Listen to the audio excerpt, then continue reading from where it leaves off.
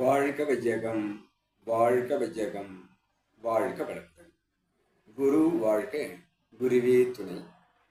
அருள்நிதி பேராசிரியர் அன்பழகன் திருவண்ணாமலை. அனைத்து அன்புள்ளங்களுக்கும் வாழ்க வளமுடன். குருவின் நினைவில் நின்று குருவினது ஒரு பாடம் கர்மயோகம் என்ற தலைப்பிலே குரு தந்திருக்கூடிய சிந்தனையை நாம் சிந்திக்கலாம். மகரிஷியின் விருப்பமும் கர்மயோகம்தான். கர்மயோக நெறியை அனைவரும்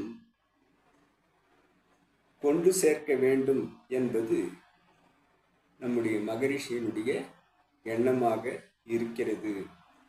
அனைத்து யோகங்களிலும் கர்மயோகமே சிறந்தது என்று குரு அவர்கள் கூறியிருக்கிறார்கள். கர்மம் என்பது செயல், யோகம் என்பது சாதனை செய்தல்.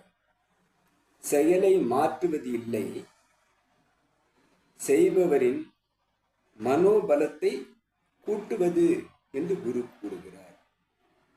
கடமைகளை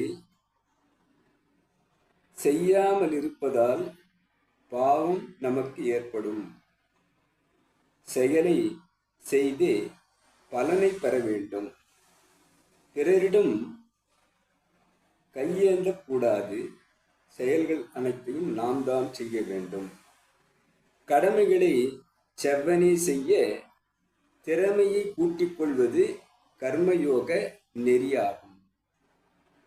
செயலுக்கு விளைவு உண்டு, அது இறைநீதி என்று புரிந்து விழிப்புடன் விளைவறிந்த வழியில் நாம் இந்த கர்மயோக நெறியை ஏற்க வேண்டும். மனிதனுக்கு கடமைகள், அந்த கடமைகளை நாம் செயலாக்கம் செய்யும் போது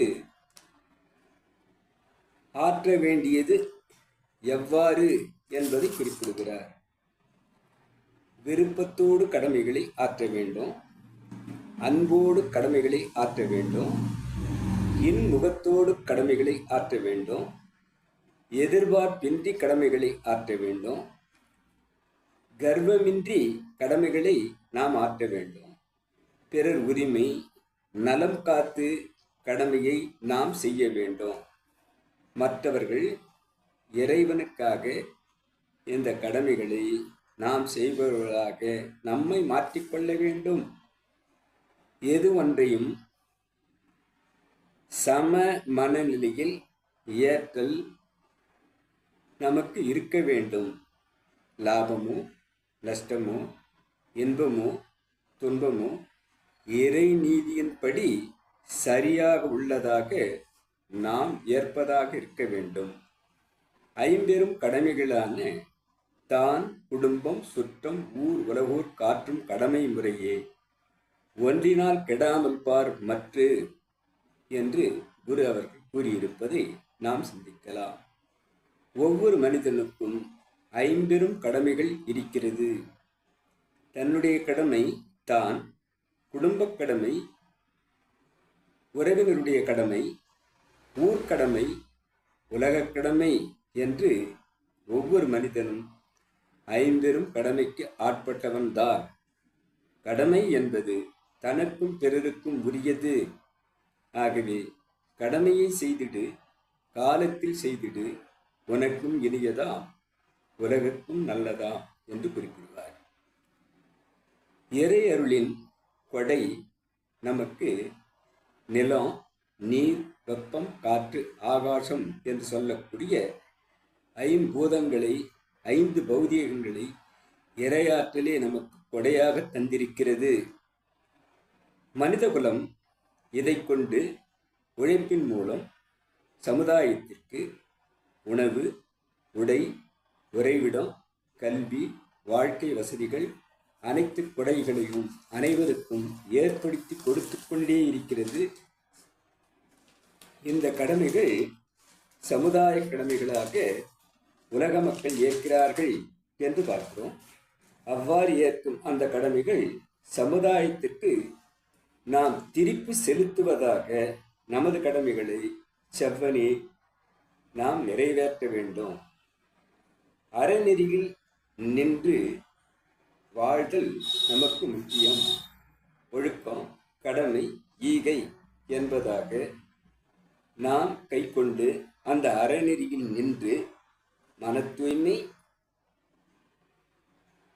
உயர்ந்த பண்பு, விருப்பு வெறுப்பற்று நாம் அனைவரையும் பாராபட்சமின்றி அவர்களுடன் ஒத்துப்போதல் நமக்கும் சமுதாயத்திற்கும் நன்மை கிடைப்பதாக நம்மை மாற்றிக்கொள்ளுதல்.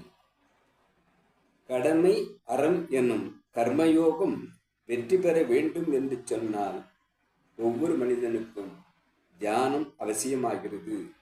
தியானத்தின் மூலம் மனிதனுக்கு மன தூய்மை வரும்போது அவன் இந்த கர்மயோக நெறியை ஏற்பவனாக அவன் கடமைகள் அத்தனையும் கடமை அறமாக மாறி நிஷ்காமிய கர்மம், கர்மம் என்று செயல், நிஷ்காமியம் என்று சொன்னால் தவறற்ற அந்த கடமைகளை செய்வனாக தன்னை மாற்றிக்கொள்வதாக அது அமையும்.